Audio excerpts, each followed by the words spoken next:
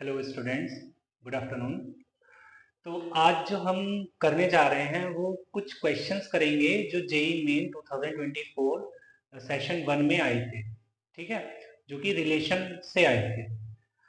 तो क्वेश्चन है, consider the relations R1 and R2 defined as A is related to B under the relation R1 if and only if A square plus B square is equal to 1 for all A B belongs to R। यहाँ पे R जो है वो real number को बोला है। And ordered pair A comma B is related to ordered pair C comma D under the relation R2 if and only if A plus D is equal to B plus C for all ordered pair A comma B comma ordered pair C comma D belongs to cartesian product n cross n। यहाँ पे जो n लिया गया है it is a set of natural numbers. Then चार options given है हमको।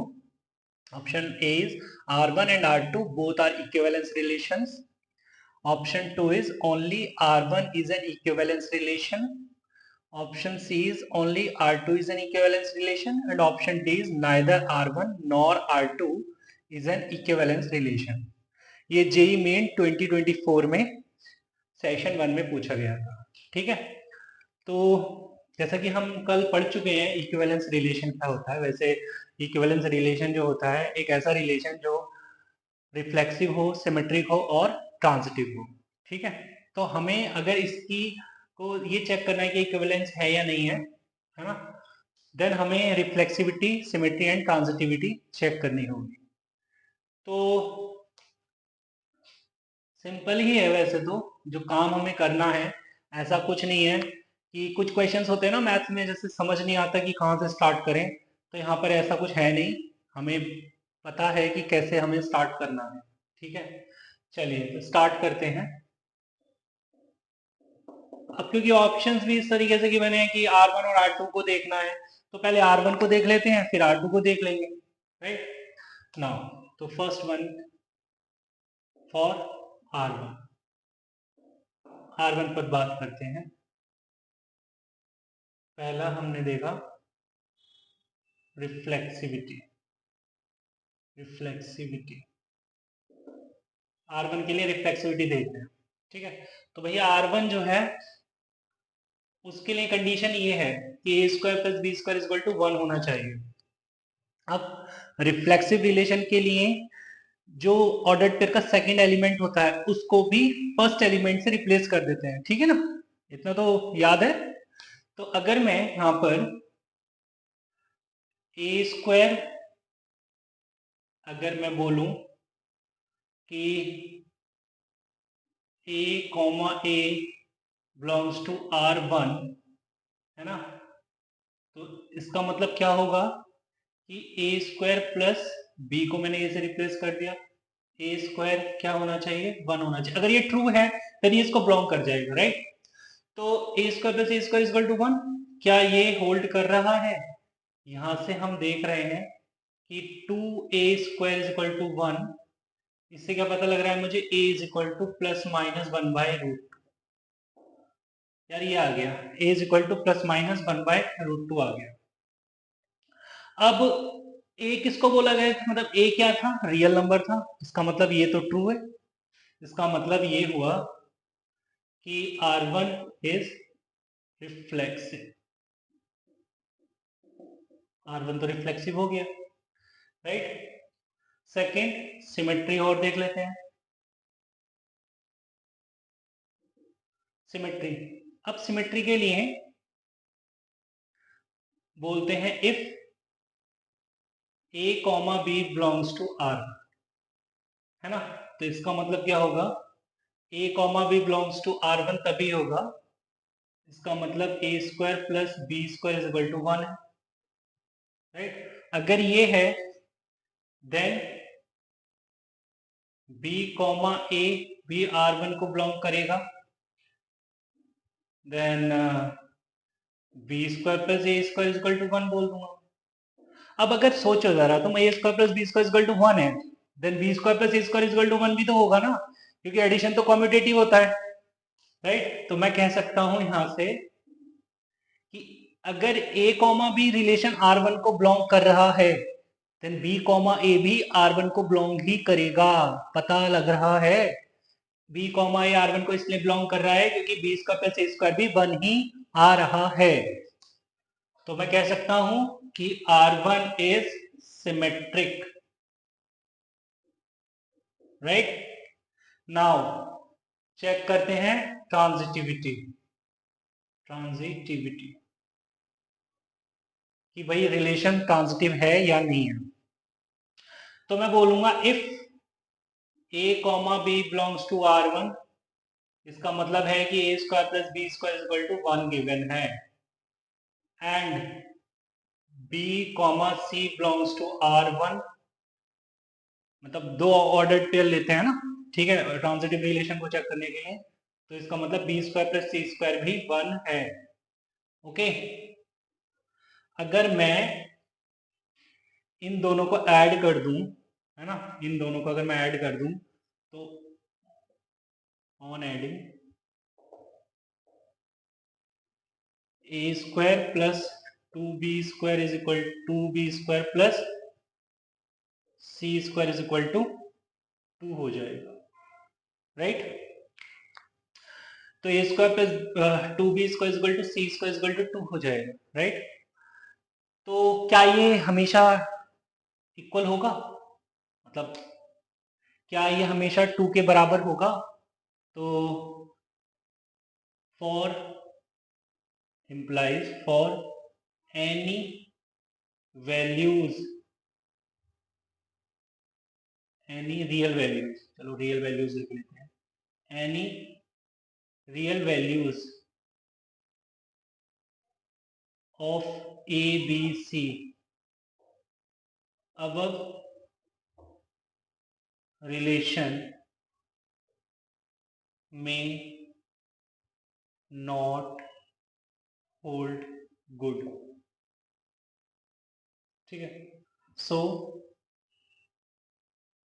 Relation is not transitive, right.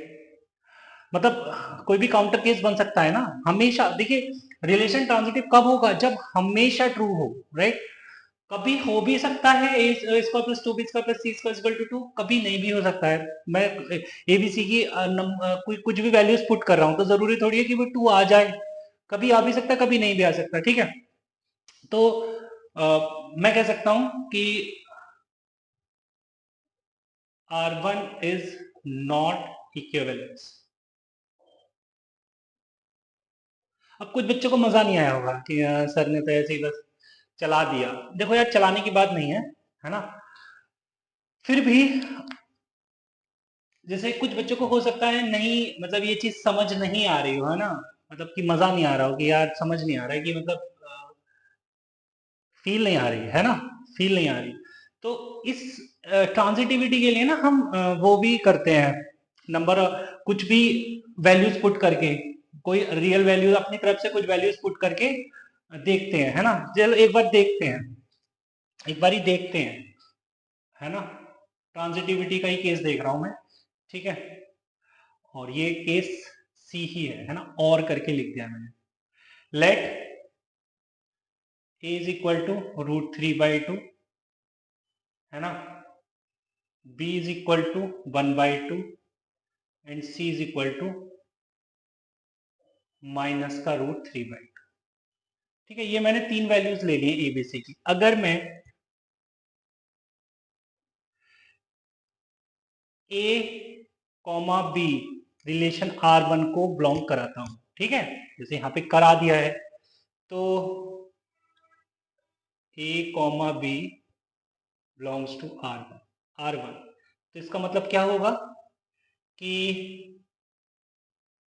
3/2 का स्क्वायर प्लस 1/2 का स्क्वायर इज इक्वल टू 1 आना चाहिए, राइट।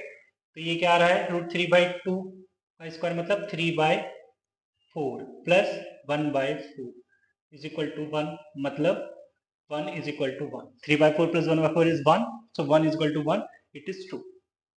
इसका मतलब ठीक है, मतलब ये तो ठीक है, इसको देख के मैंने मतलब प्रूव नहीं हुआ है अभी कुछ, ठीक है। तो इसको मैं हटा रहा हूं। अब मैं बी और सी की वैल्यूज पुट करता हूं, राइट। तो यहां पर अगर मैं बी और सी की वैल्यूज पुट कर रहा हूं, ऑल्सो अगर b comma C belongs to R1 है, इसका मतलब बी की जगह मैंने रखा 1/2 का स्क्वायर प्लस -√3/2 का स्क्वायर इक्वल टू 1 आना चाहिए। मीन्स 1/4 प्लस 3/4 इज इक्वल टू 1, मतलब 1 इज इक्वल टू 1। ये भी ठीक है ना। अब now if A comma C belongs to R1, then क्या होना चाहिए? अगर A comma C relation R1 को बिलोंग कर रहा है, मींस जैसे ये 2 बारी ये सेटिस्फाई हो गया, थर्ड टाइम भी सेटिस्फाई होना चाहिए। तो A की जगह मैं रखूंगा √3/2 का स्क्वायर, मतलब A की जगह √3/2 रखा, एंड C की जगह रखूंगा -√3/2, तो ये हो जाएगा -√3/2 स्क्वायर इज इक्वल टू 1 आना चाहिए। अब ये देखिए 3/4 प्लस 3/4 इज इक्वल टू 1, मतलब यहाँ पे क्या आ गया 6/4, right, that is 3/2 is equal to 1। तुम ये बोलोगे 3/2 इज इक्वल टू 1, जो कि पूरी तरीके से गलत है, ठीक है। तो यहाँ पे ना मैंने देखो, यहाँ पे तो मैंने कोई वैल्यू ली नहीं थी ए बी सी, इन जनरल मैंने बता दिया कि भैया 2 हो भी सकता है, नहीं भी हो सकता, बट ना होने का एक केस मैंने आपको दिखाया, ठीक है, कुछ रियल वैल्यूज लेकर, ए को √3/2, बी को 1/2 एंड सी को -√3/2, तो 2 ऑर्डर्ड पेयर तो आ रहे हैं, ए कॉमा बी और बी कॉमा सी R1 के अंदर आ रहे हैं, बट ए कॉमा सी नहीं आ रहा है, ए कॉमा सी नहीं आ रहा है, ए कॉमा सी नहीं आ रहा है मींस कि R1 is not an equivalence relation, right. तो यार देखो R1 तो इक्विवेलेंस रिलेशन है नहीं, तो देखो ऑप्शन में जहां पर भी R1 इक्विवेलेंस रिलेशन था, जैसे ऑप्शन ए भी खत्म हो चुका है, मुझे दिख नहीं रहा है, बट शायद ए के अंदर लिखा था both R1 and R2 are equivalence relation, तो ऑप्शन ए भी नहीं है एंड ऑप्शन बी भी नहीं है, क्योंकि only R1 is an equivalence relation, R1 तो इक्विवेलेंस रिलेशन हो नहीं सकता, राइट। तो मैं ये कह सकता हूं, ठीक है। अब मैं आगे चलता हूं, मैं R1 को तो मैंने देख लिया, अब R2 को देखता हूं, ठीक है। क्वेश्चन सिंपल है बट थोड़ा सा टाइम टेकिंग है ना। तो मैं कह सकता हूं कि R1 is not an equivalence relation, right. Now second for R2, right. तो पहला रिफ्लेक्सिविटी, वही, तो रिफ्लेक्सिविटी के लिए हमको क्या गिवन था कि A comma B is related to C comma D under the relation R2। तो अगर मैं यहाँ पे ये लिखा था ना कि A comma B is related to C comma D under the relation R2 if and only if A plus D is equal to B plus C होना चाहिए, ठीक है। तो रिफ्लेक्सिव रिलेशन के लिए आर के लेफ्ट और राइट में सेम कर लेते हैं, ठीक है। तो अब अगर मैं रिफ्लेक्सिविटी चेक कर रहा हूं, तो मैं जो ऑर्डर्ड पेयर आर के लेफ्ट में है वही ऑर्डर्ड पेयर आर के राइट में रखता हूं, राइट। तो कुछ नहीं करना, अगर रिफ्लेक्सिविटी चेक करनी है तो ए को सी से रिप्लेस कर दो, बी को डी से कर दो, ठीक है, सी को ए से कर दो और डी को बी से कर दो, ठीक है। तो ऐसा करने के लिए भाई लेफ्ट ऑर्डर्ड पेयर तो एज इट इज रख लो, राइट, और राइट ऑर्डर्ड पेयर को भी लेफ्ट वाले ही लिख दीजिए, ए कॉमा बी, ठीक है। अगर ये रिलेशन R2 के अंदर है तो क्या होना चाहिए, ये तभी हो सकता है जब ये इक्वेशन सेटिस्फाई होगी। तो मैंने D को किससे रिप्लेस कर दिया है, B से, तो ए प्लस बी आ जाएगा, है ना, और सी को किससे रिप्लेस कर दिया है, ए से। तो a plus B is equal to B plus A बन रहा है। ऐसा करने से ये इक्वेशन बन रही है, तो ये तो ट्रू है। a प्लस बी का हो या b प्लस ए का हो, एक ही बात है। इट मीन्स कह सकता हूं मैं कि विच इज ट्रू, है ना, which is true, which is true. तो R1 कह रहा हूं, R2 is reflexive, reflexive, right, R2 is reflexive. Now अब हम देख रहे हैं कि ये सिमेट्रिक है या नहीं है, ठीक है। तो सेकंड फॉर सिमेट्रिक,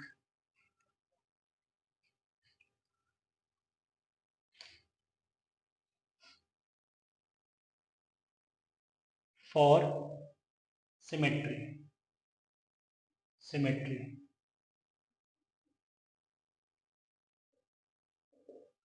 तो सिमेट्री के लिए कि अगर हम कह रहे हैं कि a comma B is related to c comma D under the relation R2, तो ये कब है, जब a plus D is equal to B plus C हो रहा है, right, a plus D is equal to B plus C हो रहा है, राइट। अब अगर a plus D is equal to B plus C है, तो मैं कह सकता हूं कि b plus C is equal to A plus D भी होगा। इसका मतलब ये भी ट्रू है, उल्टा भी तो ट्रू है। अगर ये ट्रू हो गया means c comma D is related to a comma B under the relation R2। अरे भैया, होता क्या है सिमेट्री में कि ऑर्डर्ड पेयर ना इंटरचेंज हो जाते हैं, या फिर एलिमेंट इंटरचेंज हो जाते हैं, ठीक है। आर की दोनों साइड मतलब इंटरचेंज हो जाते हैं। तो यहाँ पे देख रहे हैं C comma D is related to A comma B under relation R2 means R2 is symmetric, symmetric. लो साहब, सिमेट्रिक भी हो गया, राइट। अब हम ये और देख लेते हैं कि ट्रांजिटिव है या नहीं है। तो ट्रांजिटिविटी, तो ट्रांजिटिविटी नाउ हमें देखना है कि a comma B is related to c comma D under the relation R2, और ये कब है, जब a plus D is equal to B plus C हो रहा है, and c comma D is related to e comma f, okay, under the relation R2 if c plus f is equal to d plus e। भाई यही तो होगा ना, a comma B is related to c comma D है, then a और d add हो रहे हैं, b और c ऐड हो रहे हैं, ठीक है। तो अगर मैं एक थर्ड ऑर्डर पेयर उठा रहा हूं e कॉमा f, तो c और f ऐड हो जाएंगे और d और e ऐड हो जाएंगे, ठीक है। अब देखो थोड़ा सा दिमाग से चलते हैं, ठीक है। अब ऐसे तो है नहीं कि भैया लड्डुओं की थाली है ना, परोस के दे दिए तुमको, है ना, तुम्हें तो सिर्फ उठाना है और खाना है। थोड़ा सा दिमाग भी लगाना है, ठीक है, उससे पहले। तो देखो यार, अब बस थोड़ा दिमाग में ये उठा लेते हैं कि होता क्या है, ए बी सी डी, तो ए डी आ जाता है, राइट, इस तरीके से आ जाता है, मतलब ये हट जाता है। तो अगर कोने में जाओ एक बारी, तो अगर मैं ये चाहता हूं कि ऐसा कुछ आना चाहिए, राइट, तो मैं चाहता क्या हूं कि ए प्लस एफ आना चाहिए और बी प्लस ई इस तरीके से आना चाहिए, ठीक है भाई, ठीक है ना, ए प्लस एफ और बी प्लस ई।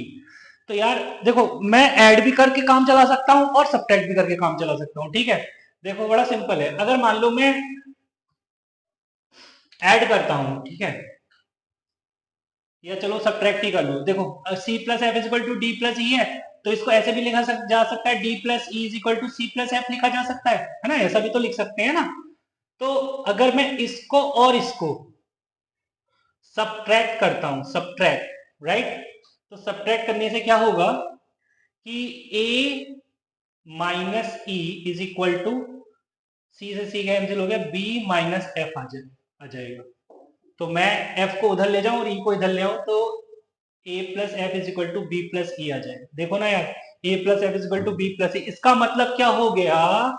इसका मतलब हो गया कि A comma B is related to E comma F under the relation R. हो गया नहीं हो गया? देखो तुम्हारे सामने ये हुआ, जादू नहीं हुआ है, काम किया है। तो ये a comma b is related to e comma f under the relation R2 implies R2 is transitive, right है? R2 is transitive, then reflexive भी हो गया R2, सिमेट्रिक भी हो गया R2 एंड ट्रांजिटिव भी हो गया है R2, मींस कि R2 is an equivalence relation। Okay, R2 is an equivalence relation, तो मैं कह सकता हूं कि R2 is an equivalence relation। Okay, तो भैया देख लेना कौन सा ऑप्शन जो है तुम्हारा ठीक बैठ रहा है। शायद थर्ड ऑप्शन था वो कि R2 is an equivalence relation, only R2 is an equivalence relation। ठीक है, तो क्वेश्चन थोड़ा सा लेंदी में भी तुम कह सकते हो, बट यार देखो डुएबल तो है ना। और जब बच्चा एग्जाम में बैठा होता है तो उसका जो हाथ है वो काफी तेज चलता है ना, स्पीड के साथ काम करता है वो, है ना। तो अच्छा, मैं कल ये बोल रहा था कि इक्विवेलेंस रिलेशन से ही जो है क्वेश्चन जनरली पूछे जाते हैं, है ना, जेईई मेन के अंदर। एडवांस में तो ऐसा सच पूछते नहीं है, बट जेईई मेन में रिलेशन से एडवांस में सच क्वेश्चन आते नहीं है। ओके, चलिए तो नेक्स्ट क्वेश्चन पर आते हैं। Okay, next question is, if R is the smallest equivalence relation on the set 1, 2, 3, 4 such that set one ordered pair containing set containing ordered pair 1, 2 and 1, 3 which is subset of that relation, then the number of elements in R is, है ना।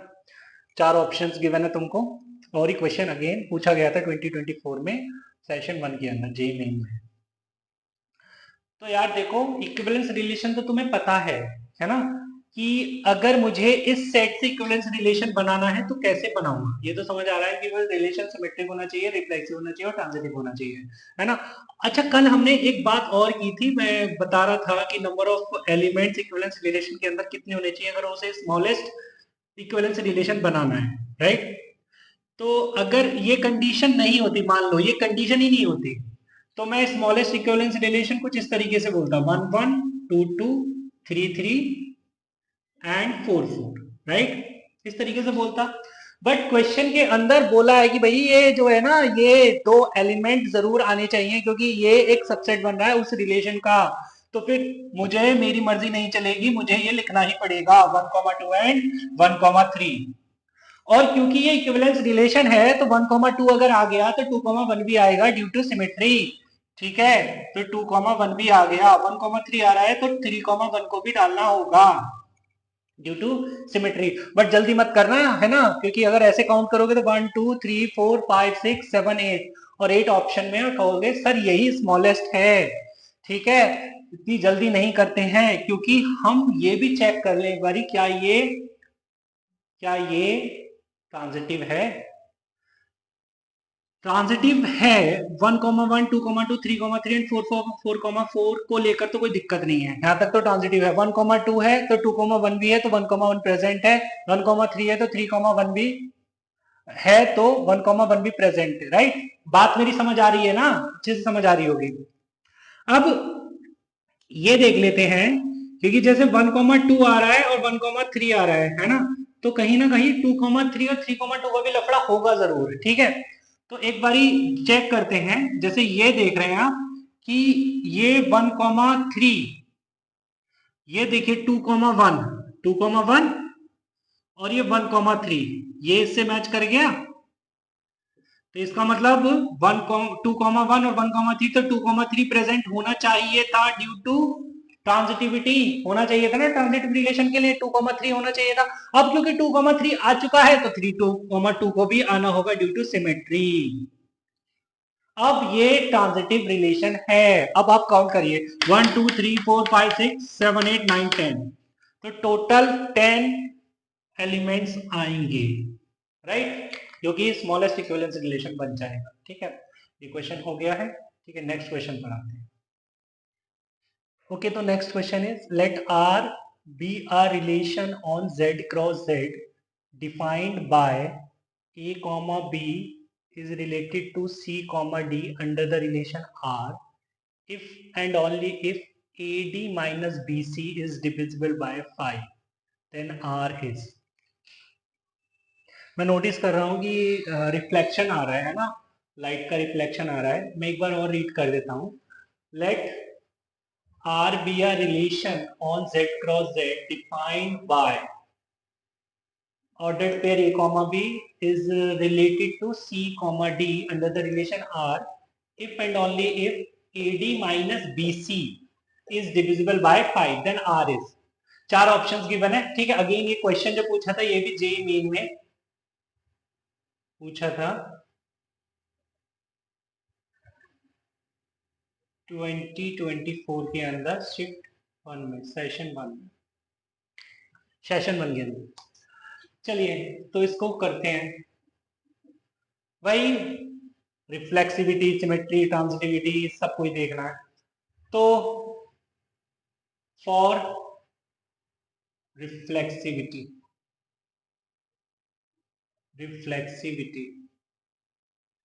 Okay, reflexivity में मतलब करना क्या होगा तुमको, जो second order पे है उसको भी फर्स्ट से रिप्लेस कर देते हैं। ठीक है, तो अगर मैं बोलूं कि a comma B is related to a comma b है, इम्प्लाइज क्या होना चाहिए, मतलब मैंने d को भी b से रिप्लेस कर दिया, c को a से रिप्लेस कर दिया। तो d को b से रिप्लेस कर दिया मतलब ए बी माइनस c को मैंने किससे रिप्लेस कर दिया, a से, मतलब बी ए, मतलब ये क्या आ गया 0 and 0 is divisible bye also, मैं कह सकता हूँ 0 is divisible by 5। In fact 0 is a number which is divisible by any real number. ठीक है, तो मैं कह सकता हूँ R is reflexive, relation is reflexive, right? Second, for symmetry, symmetry के लिए क्या करते हैं हम, अगर a कॉमा बी रिलेटेड है c कॉमा डी से, देन हम बोल सकते हैं कि a d minus b c is divisible by 5, तो this is can be 5 lambda, है ना। अगर ये रिलेशन होल्ड कर रहा है ना, मतलब a comma b is related to c comma d, then ad minus bc is divisible by 5, so I can write ad minus bc is equal to 5 lambda where lambda is any integer, right? तो मैं ये भी कह सकता हूँ कि bc minus ad जो है वो सम माइनस 5 लैम्डा हो जाएगा, है ना। अगेन तो मैं कह सकता हूँ ये भी माइनस 5 लैम्डा है, तो डिविजिबल तो है 5 से, इसका मतलब मैं कह सकता हूँ कि C comma D is related to A comma b. अरे कुछ नहीं करना यार, ऑर्डर पेयर को इंटरचेंज करना है। ठीक है, अगर ऐसा है ये चीज मैं पहले लिख दूँ BC माइनस AD लिख दूँ, देन ये ऑर्डर पेयर चेंज हो जाएंगे ना, तो इसका मतलब क्या हो गया कि ये जो है सिमेट्रिक भी है, रिलेशन इज सिमेट्रिक ऑल्सो। ठीक है, तो मैंने कहा कि रिलेशन R is symmetric, है ना। अब थर्ड में ट्रांजिटिव रिलेशन के बारे में और बात करता हूँ, मतलब ट्रांजिटिविटी के बारे में। अच्छा, ट्रांजिटिविटी के लिए मैंने बोला है कि ऐसे तुम्हें अगर बात पचती नहीं है then you can take numbers, और यहाँ पे क्योंकि ए बी सी डी किसको बिलोंग कर रहे हैं, इंटीजर को बिलोंग कर रहे हैं, तो हम कुछ इंटीजर्स ले लेते हैं, है ना। तो अगर मैं पहले तो ये बोल रहा हूँ कि a comma B is related to c comma d, इसका मतलब है कि a d minus b c, है ना, एक इंटीजर है ना, is equal to some 5 lambda, right. and C, D is related to E, F, तो फिर CF माइनस DE ये भी 5 से डिविजिबल होना चाहिए, तो हमने 5 लिख दिया। ठीक है, तो एक ऑर्डर पे E, F और बढ़ चुका है। ठीक है, तो मैं क्या कर रहा हूं कि अगर E, F या फिर अगर ऐसा प्रूव हो जाता है कि A, B is related to E, F, तो प्रूव होने के लिए ऐसा होना चाहिए AF माइनस BE, ये भी